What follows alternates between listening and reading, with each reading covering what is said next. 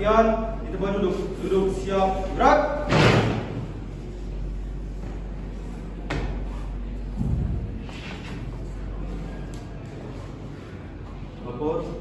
Lapor kapten kedua, siap mengikuti pembelajaran.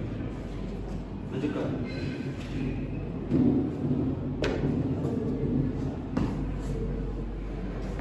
Sebelum kita memulai pelajaran hari ini, alangkah baiknya kita membaca doa. Doa dimulai.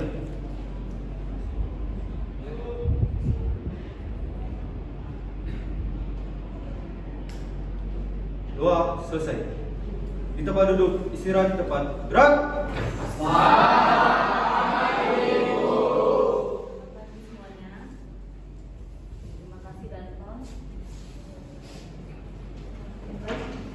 Assalamualaikum warahmatullahi wabarakatuh. Waalaikumsalam warahmatullahi wabarakatuh. KPN K2A ya. Siap, Bu. Siap untuk menerima pembelajaran hari ini? Siap, Bu. Baik. Nah, sebelumnya perkenalkan ya, nama Ibu Eka Francisca ya. Nah, kalian sudah tahu Ibu mengampu mata kuliah apa?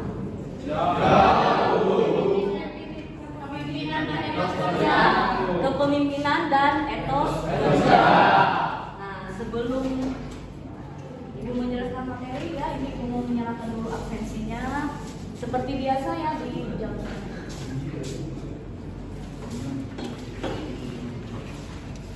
Baik, sekarang kita lanjut ya.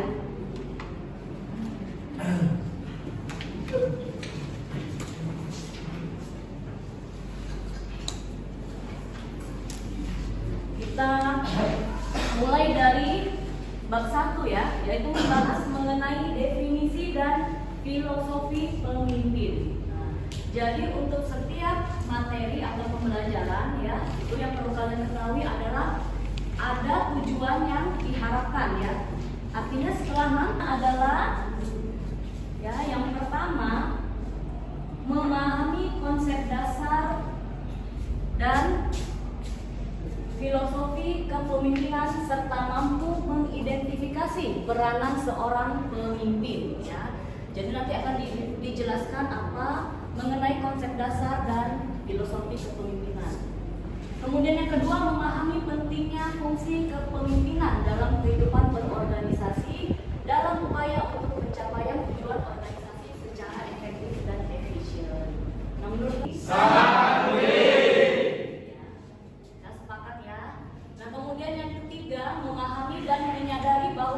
kepemimpinan dapat dibentuk melalui suatu proses dan dapat dipersiapkan. Nah, nanti kalian akan melihat ya, kepemimpinan itu sebenarnya dilahirkan atau ditempa ya. Nanti kita akan membahas. Kemudian menyadari dan memahami berbagai peran seorang pemimpin dalam kehidupan berorganisasi. Nah, jadi untuk menjadi seorang pemimpin itu perannya tidak hanya satu atau dua ya, tapi banyak ya, berbagai macam peran. Kemudian yang terakhir, menyadari dan memahami pengaruh dan efektivitas peran seorang pemimpin dalam mencapai tujuan organisasi. Ya, nah nanti ketika kalian menjadi seorang pemimpin, tentunya kalian memberikan pengaruh. Jadi di dalam sebuah organisasi atau kita katakanlah perusahaan ya, itu ada yang namanya sumber daya manusia. SDM. Siapa yang dikatakan sumber daya manusia itu?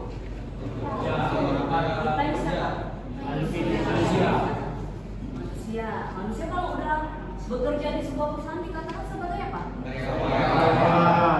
Karyawan ini bekerja dipimpin oleh siapa?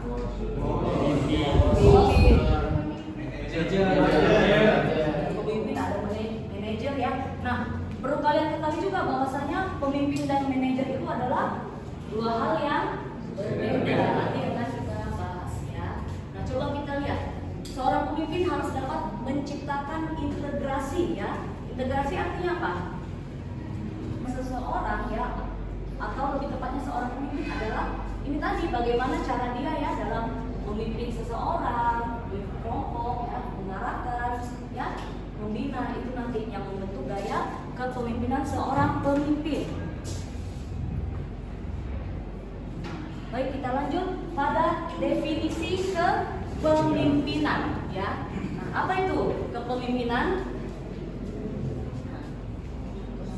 Jadi definisi kepemimpinan ini ya dikatakan bahwasanya definisinya itu cukup banyak ya.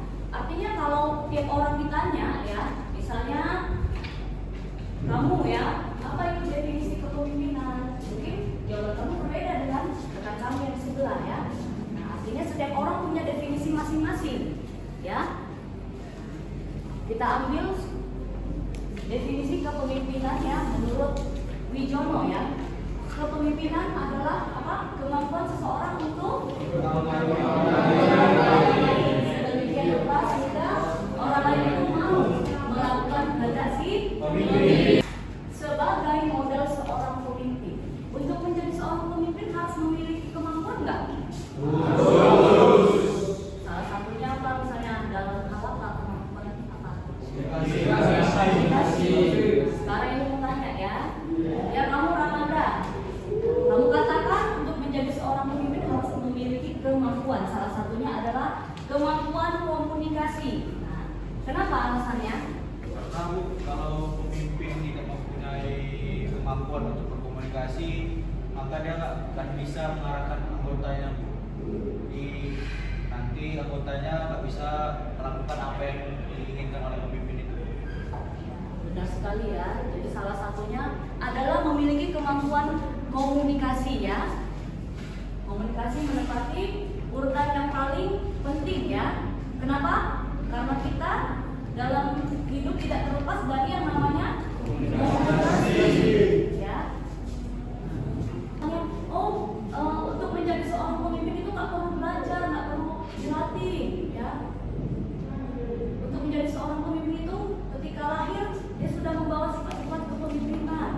Nah, kalian setuju yang mana nih? Tempa ya. Kita lihat ini ada 3 pandangan yang berbeda ya. Yang pertama dulu kita bahas. Di satu pihak menganggap bahwa pemimpin adalah dilahirkan, bukan merupakan hasil tempaan ya. Atau leaders are born, not made. Artinya apa? Kemampuan memimpin akan tumbuh dengan sendirinya. Kira-kira benar nggak nih? Tidak Bu. Kalian lahir sudah membawa ini apa namanya sifat menjadi seorang pemimpin tanpa harus dilayani takdir yang berarti bahwa tidak usah dipersoalkan latar belakang sosial, pendidikan dan persiapan untuk menduduki jabatan pemimpin ya, karena akan timbul situasi yang mengakibatkan seseorang tampil sebagai pemimpin.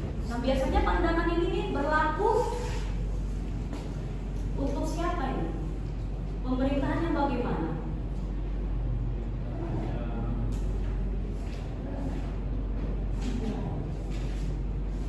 Ya kalau di Inggris ya, di Inggris itu apa namanya monarki ya, itu bagaimana itu? Ya, itulah maksud dari pandangan yang pertama ini ya. Misalnya seorang ayah ya mewariskan ya kepemimpinannya untuk anaknya ketika dia sudah wafat gitu ya. Di Inggris seperti itu kan? Di Indonesia ada nggak kira-kira seperti itu? Ada? Banyak? Siapa? Lanjut pada pandangan yang berikutnya ya.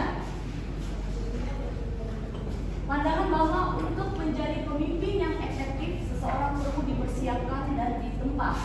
Leaders are made, not born ya. Jadi pemimpin itu harus benar-benar dibentuk, ditempa, dibina ya. Bukan sekedar ketika lahir ya udah jadi pemimpin ya, bukan seperti itu. Dalam dunia ilmiah, 2 pandangan yang ekstrim tersebut bukanlah pandangan yang mengandung kebenaran absolut, bukan sesuatu yang sifatnya mutlak ya atau tetap. Karena itu perlu dicarikan jalan tengah yang dapat mengakomodasi dari perbedaan kedua pandangan tersebut. Maksudnya pandangan yang pertama sama kedua ya, yakni pandangan yang ketiga ya, kemampuan tertentu sudah harus. Ini artinya bagaimana? Artinya ya, ketika seseorang lahir sebenarnya dia sudah membawa bakat-bakat tertentu untuk menjadi seorang pemimpin. Nah, bakat ini akan lebih efektif ketika apa? Diasah ya. Sama halnya seperti ya. Kalian tahu kan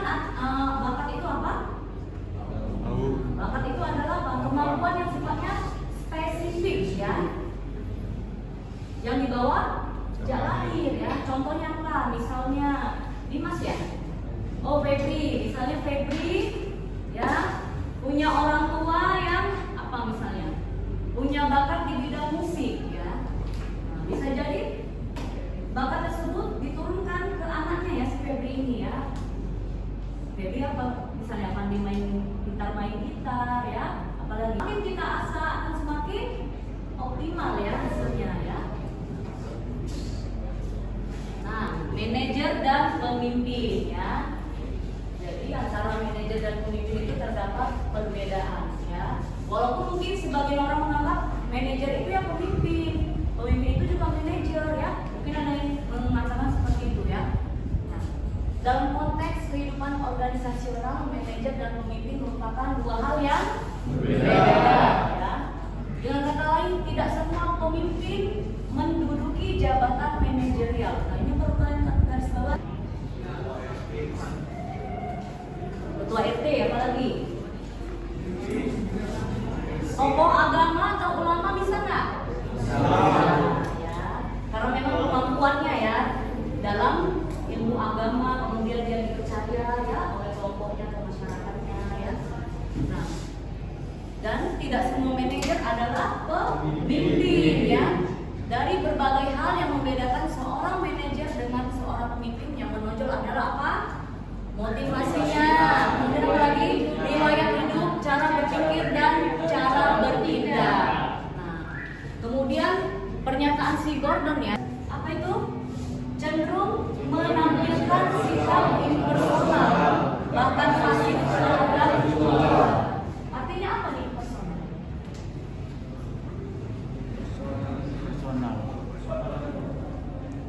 Sikap tidak pribadi ya.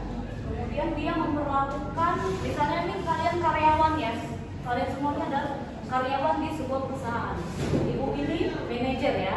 Nah, ketika ibu bersikap impersonal, artinya ya, ibu ini memperlakukan kalian semua ini dengan cara yang sama, tanpa melihat apa latar belakang pendidikan ya, kepribadian kalian bagaimana. Nah, itu sama semua ibu perlakukan ya. Bahkan pasif terhadap tujuan. Berbeda halnya dengan pemimpin ya. Pemimpin itu justru lebih bersikap personal dan aktif. Nah, kemudian manajer cenderung memandang kekaryaan sebagai proses yang memungkinkan penggabungan manusia dan ide yang berinteraksi dalam penentuan strategi dan pengambilan keputusan. Sementara pemimpin berangkat dari posisi kesediaan mengambil resiko tinggi dan bahkan mereka cenderung mencari resiko dan bahaya ya, terutama apabila mereka berpendapat bahwa peluang dan imbalan yang akan diterima itu tinggi ya. Lanjut perbedaan yang selanjutnya ya, manajer itu senang bekerja dengan manusia dan menghindari kegiatan menyendiri karena bagi mereka keadaan seperti itu menimbulkan keresahan. Jadi kalau manajer ini kepribadiannya cenderung apa nih? Introvert atau extrovert kalau senang dengan manusia? X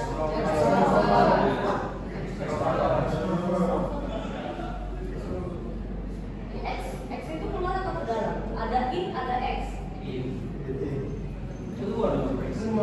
In di dalam, X keluar ya. Artinya ini introvert dong.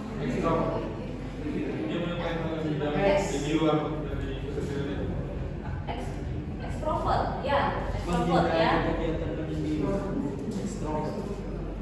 Sudah? Ya.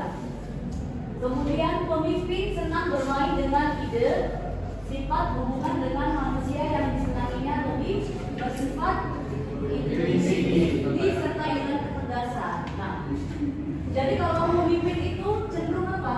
Tadi kebalikannya ya. Kalau manajer itu kan menghindari kegiatan menyendiri. Justru kalau pemimpin itu lebih suka apa? Menyendiri ya. Kemudian apa? Bermain dengan ide. Jadi dalam kesendiriannya itu sebenarnya dia ngapain seorang pemimpin?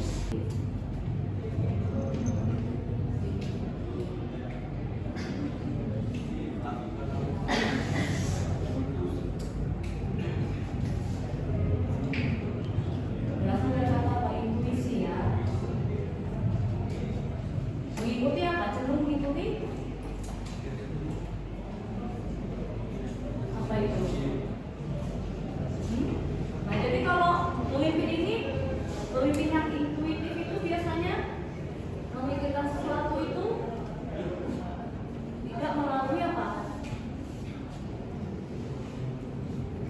pemikiran yang panjang ya.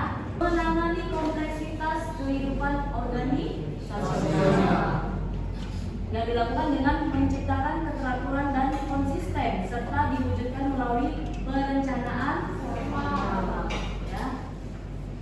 Sementara kalau pemimpin apa? Untuk menangani perubahan yang dilakukan antara lain dengan mengetengahkan visi tentang masa depan yang diinginkan bagi organisasi ya. Nah ini yang ketiga ini ya, ini hal yang penting nih, dari egosentrisme ke organisasi sentrisme. Maksudnya apa ini? Dari pikiran diri sendiri ke memikirkan yang lain. Ya. Jadi ya, nah ini asal katanya dari egosentris ya, egosentrisme. Artinya apa? Pemusatan pada jangan mamaku, minjem mainannya, nggak boleh itu punyaku ya. Nah, itu maksudnya egosentris ya. Nah jadi ketika kalian ya baru diterima di sebuah perusahaan itu, diterima bekerja ya, tentunya di awal-awal itu masih apa? Egosentrisme kan? Nah, jadi tugas siapa yang mengubah egosentrisme ini ke organisasi sentrisme?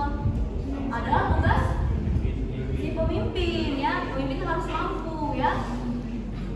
Udah paham? Nah, peranan yang bersifat interpersonal ya. Maksudnya apa ini? Artinya kemampuan yang harus dimiliki oleh seorang pemimpin ialah keterampilan insani atau human skill ya. Nah, kemudian apa lagi? Nah, jadi seorang pemimpin itu ya bukan hanya dengan para bawahannya dia berinteraksi ya, tetapi yang pentingan. Misalnya apa? Stakeholder ya. Nah, contohnya di sini ya, kita di kampus Poltek Ami Medan ya. Nah, pemimpinnya siapa di sini? Ya, direktur ya, Kapten David Ginting ya.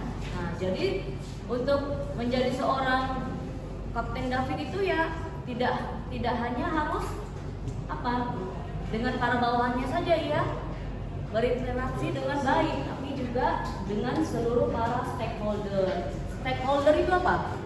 Pemangku. Artinya apa sih? Stakeholder itu pihak-pihak yang merasakan dampak dari kehadiran ini misalnya PT kami. Jadi stakeholder itu terbagi menjadi dua, stakeholder internal dan eksternal ya. Yang internal apa misalnya? Yang ada di sini ya, staff, apalagi yayasan termasuk nggak ya? Nah kemudian ya selanjutnya adalah selaku simbol keberadaan organan yang dimainkan dalam berbagai kegiatan ya, yang sifatnya legal dan seremonial. Contohnya apa? Menghadiri berbagai upacara resmi, memenuhi ya. Nah, biasanya jadi pemimpin itu gitu nanti ya, ada acara-acara ya diundang di luar kampus ya, kalian harus hadir ya. Misalnya apa? Yang dalam waktu dekat ini akan kita rayakan apa? Hari ya, biasanya itu nanti kalau nggak salah di Belawan Aksi, dan juga berbagai pihak yang memiliki informasi yang diperlukan oleh organisasi. Yang apa? Ini terkait dengan informasi ya, informasi yang terdapat dalam suatu organisasi. Jadi seorang manajer itu adalah merupakan pemantau lalu lintas arus informasi ya yang terjadi baik dari dalam maupun keluar organisasi. Nah, oleh karena itu apa? Untuk menjadi seorang manajer harus mampu mengambil langkah untuk menyaring agar informasi yang keluar masuk tersebut betul-betul bermanfaat ya bagi perusahaan. Dan masih ya, artinya apa? Berbagai informasi yang diterima mungkin berguna dalam penyelenggaraan fungsi manajerialnya, tetapi mungkin pula untuk disalurkan kepada orang atau pihak lain dalam organisasi ya. Tadi maksud dari distributor ya, harus disalurkan informasinya. Lanjut ya, peran pengambil keputusan. Nah, ini terdiri dari beberapa macam ya. Yang pertama adalah sebagai entrepreneur ya. Nah, maksudnya apa? Harus mampu mengkaji terus menerus dalam organisasi. Nah, sekarang mau tanya ya. Nah, ini peran direktur di sini tuh bagaimana? Ini kita kampus pelayaran ya. Setiap tahunnya kan kita menerima taruna-taruni baru ya. Kita membuka pendaftaran calon taruna dan taruni baru ya. Nah, kalau di tahun 2024 kemarin ya, itu zamannya kalian ya. Itu alhamdulillah memang taruna-taruninya bisa dikatakan itu banyak ya jumlahnya. Kemudian dalam hal ini peran seorang direktur apa? Supaya di tahun-tahun berikutnya ini tetap banyak mahasiswanya tidak mengalami penurunan, apa kira-kira? Ya, evaluasi ya. Misalnya apa? Redam gangguan ya. Maksudnya apa nih? Bersedia untuk memikul tanggung jawab dalam mengambil tindakan korektif. Korektif maksudnya apa? Kalau ada terjadi suatu kesalahan, ya itu harus dilakukan apa? Perbaikan ya. Apabila organisasi menghadapi gangguan serius ya, di mana apabila tidak segera ditangani akan berdampak negatif kepada organisasi. Jadi untuk menjadi seorang pemimpin ya, ketika di organisasi yang ia pimpin terdapat masalah atau gangguan serius ya, dia harus apa? Cepat ya, harus tanggap untuk memperbaiki masalah tersebut. Tinggi posisi manajerial seseorang, maka wewenang atau kekuasaannya pun makin besar. Sama halnya seperti makin tinggi pohon, anginnya pun makin kencang ya. Nah, wewenang atau kekuasaan itu erat sekali kaitannya dengan kewenangan untuk mengalokasikan dana dan daya. Termasuk apa? Wewenang untuk menempatkan orang pada posisi tertentu, wewenang untuk mempromosikan orang ya. Nah, selanjutnya adalah perunding bagi organisasi pemimpin ya. Sebelum lanjut ada pertanyaan? Paham semuanya? Ya.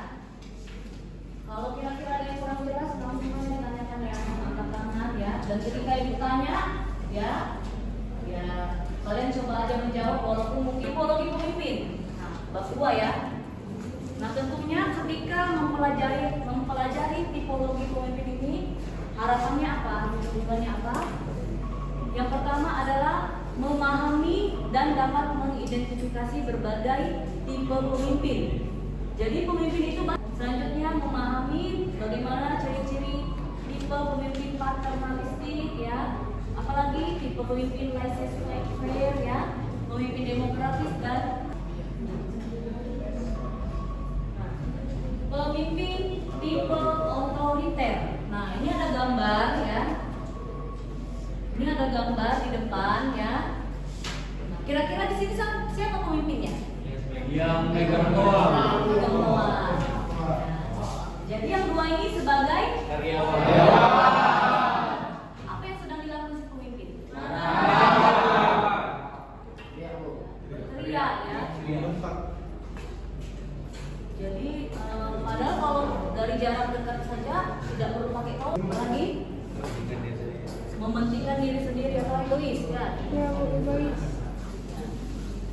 Nah, kira-kira dampaknya apa kalau kalian sebagai seorang karyawan dipimpin oleh ibu pemimpin seperti ini? Ini ibu kaitkan dengan pola asuh ya. Misalnya, ini mohon maaf ini hanya misalnya, kalian seorang anak yang dibesarkan oleh seorang, biasanya otoriter itu ayah ya biasanya, seorang ayah yang otoriter ya. Bagaimana kira-kira dampak yang kalian rasakan? Si anak juga berontak. Nah, biasanya kalau seorang ayah otoriter itu bagaimana sih? Misalnya ketika kita mau mengungkapkan pendapat ya, si ayahnya apa? Iya, yang ayah mau adalah, yang ayah anggap benar adalah pendapatnya ya. Nah, nggak boleh menentang,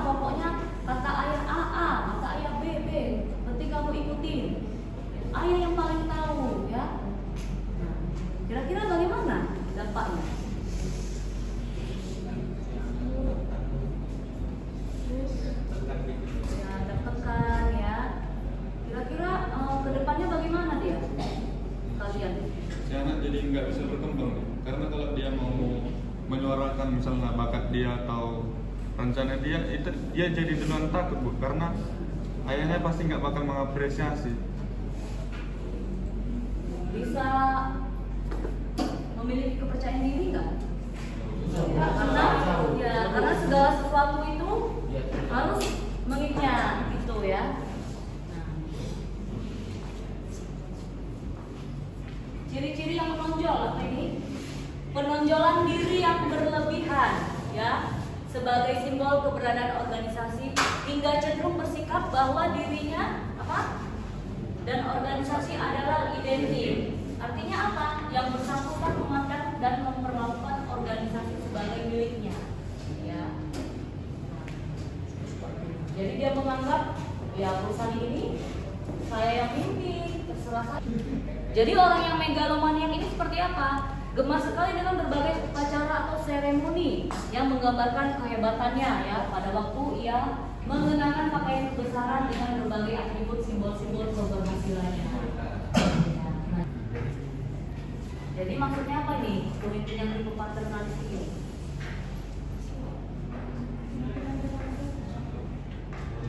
Pemimpin itu memandang bawahan sebagai sebuah family atau keluarga. Pemimpin mengharapkan bawahan setia dan patuh dengan mengontrol dan melindungi mereka ya.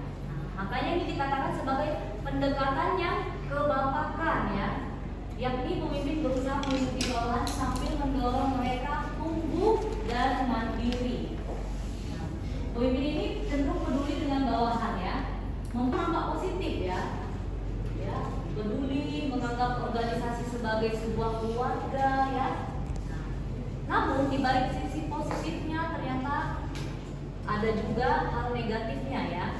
Gaya kepemimpinan ini mungkin tidak cocok untuk semua situasi ya. Kenapa? Bawahan mungkin menganggap pimpinan terlalu apa? Campur tangan ya, karena memegang otoritas dan pengaruh yang kuat di dalam organisasi. Kaitannya dengan pola asuh apa? Seperti apa yang dipikirkan oleh seorang anak tentang bapak, apa yang terbaik. Begitunya sampai ibu sendiri sampai diledekin dulu sama teman-teman. Kalau udah almarhum ayah ibu telepon, anak bapak ya, seperti itu ya. Mungkin orang menganggap kok lebay kali udah sebesar itu masih juga di telepon gitu kan. Tapi ya itu tadi lah bentuk apa? Kasih sayang seorang ayah ya. Nah, kemudian ciri-cirinya bagaimana? Penonjolan keberadaannya sebagai simbol organisasi. Artinya apa? Seorang pemimpin yang paternalistik senang untuk solusi dari lawan bicara. Tapi kok kesannya seperti kayak kita diajari gitu kan. Ciri selanjutnya adalah memperlakukan para bawahan sebagai orang-orang yang belum dewasa ya. Nah, sama seperti tadi seorang ayah yang kalau anak perempuannya kemana-mana itu sedikit-sedikit diteleponi ya kan, tanya jam berapa pulang itu karena saya menganggap anak tadi belum dewasa ya. Bahkan seolah-olah mereka masih kanak-kanak ya. Nah, sifat melindungi berkaitan erat dengan ciri ketiga yang telah disinggung ya, yaitu sifat melindungi. Nah, sekilas kelihatannya mungkin baik ya. Konotasi operasionalnya yang negatif. Maksudnya apa ini? Misalnya ciri itu akan tercermin pada sikap manajemen yang tidak mendorong, berani mengambil resiko ya. Nah, tipe selanjutnya adalah pemimpin tipe apa? Nah ini gambarnya ya. Kita katakanlah wanitanya sebagai seorang pemimpin ya. Orang-orang yang berada di belakangnya sebagai karyawan. Ini ada tanda panah ke kanan ke kiri ya. Jadi tipe pemimpin laissez-faire seperti ini ya. Cenderung apa? Membiarkan ya. Artinya apa ya? Terserah masa bodoh maunya kalian apa ya. Jadi kalau dalam pola asuh itu namanya pola asuh permisif. Nah, kira-kira kalian menjadi anak yang bagaimana? Iya, terlalu bebas ya. Tidak ada apa? Tidak ada kontrol ya. Self kontrolnya tadi itu nggak ada gitu ya. Tidak ada benteng dalam diri kalian. Nah, itu ya. Nah, Istilah laissez-faire ini berasal dari bahasa Perancis yang artinya biarkan terjadi atau biarkan berbuat ya. Nah, jadi gaya kepemimpinan laissez-faire ini memberikan kebebasan penuh kepada anggota atau orang yang dipimpin dalam mengambil keputusan dan melakukan kegiatan sesuai dengan kehendak dan kepentingan masing-masing ya. Jadi misalnya di sini ibu seorang pemimpin ya dengan tipe ini. Ibu punya beberapa karyawan si Disco, si Ramanda. Ikuti apa kemauan saya. Nah, kalau ini justru kebalikannya ya, terlalu membiarkan. Diserahkan kepada bawahannya. Ya, jadi dia lepas tangan ya, lepas tangan. Kira-kira efektif nggak ini pemimpin seperti ini? Dia semua yang Jalan sendiri aja. Yang lain apa?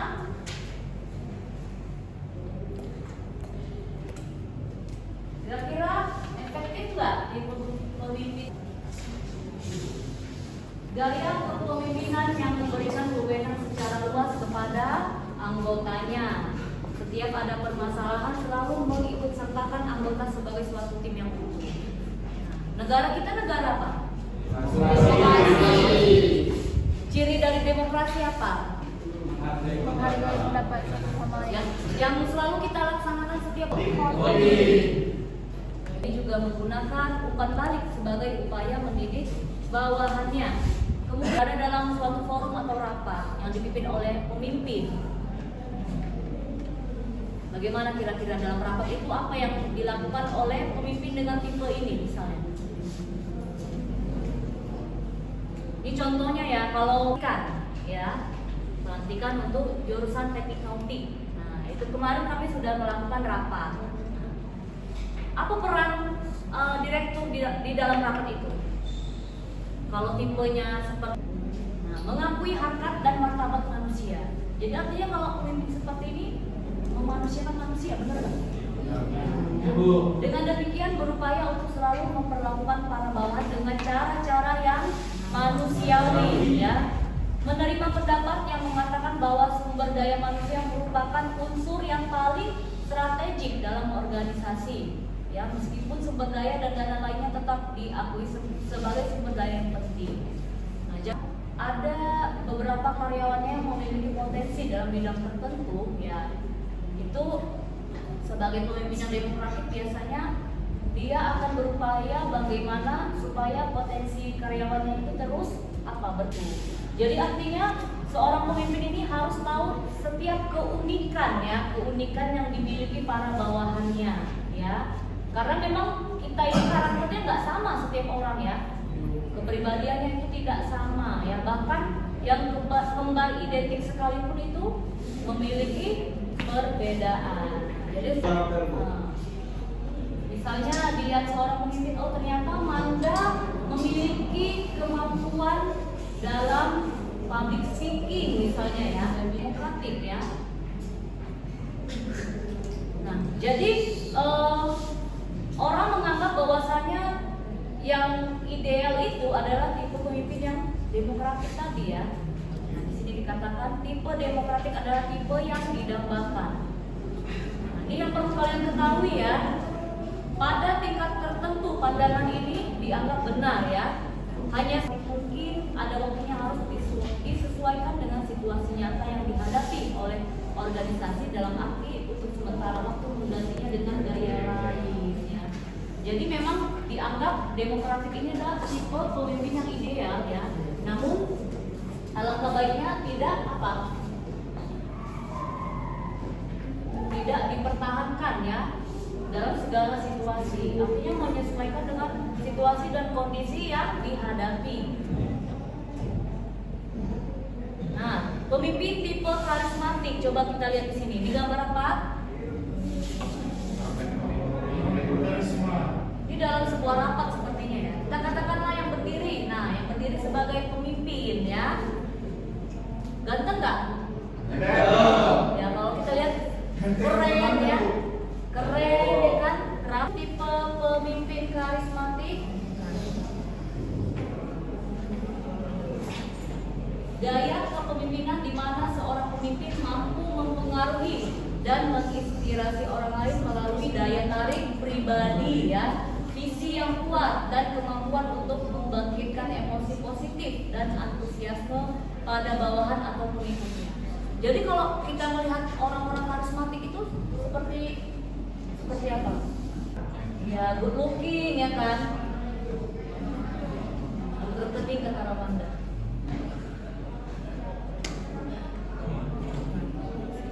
Kita lanjut ya. Pemimpin yang karismatik ini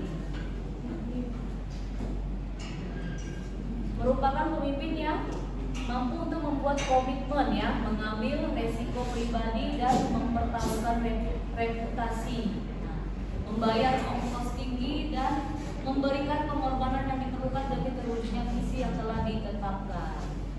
Tidak mengikuti perilaku yang stereotip ya, artinya apa? Perilaku yang lain dari yang biasa ditampilkan oleh para pemimpin di Indonesia. Tahu stereotip itu apa? Di sini Taruni yang berdarah Batak siapa?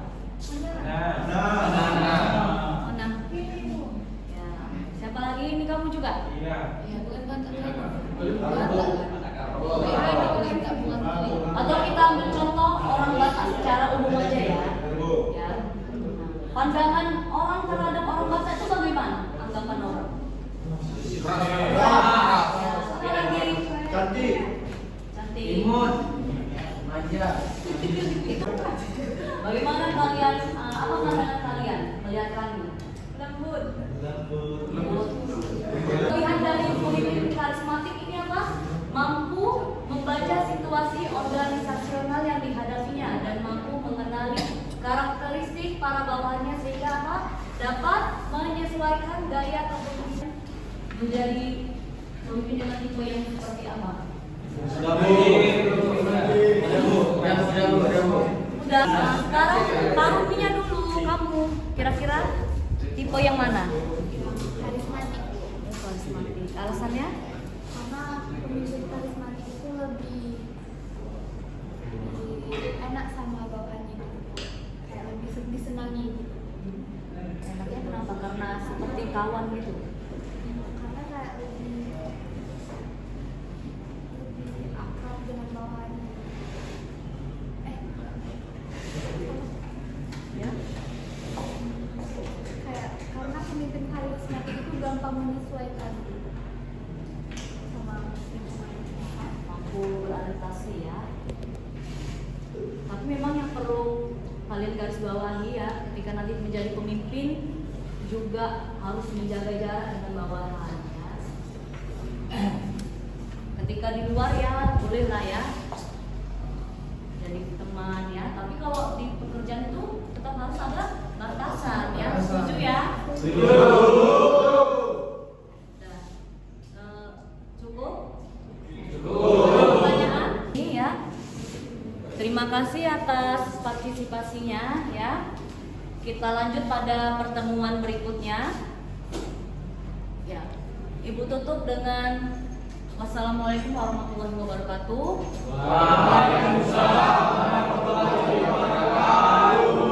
Seperti biasa Danton lanjut untuk laporan.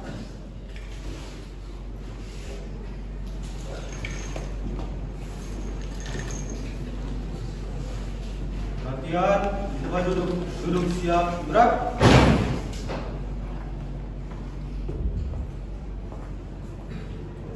Pembelajaran hari ini telah selesai, laporan selesai.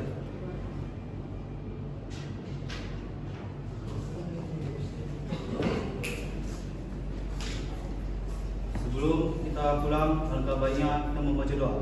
Doa dimulai.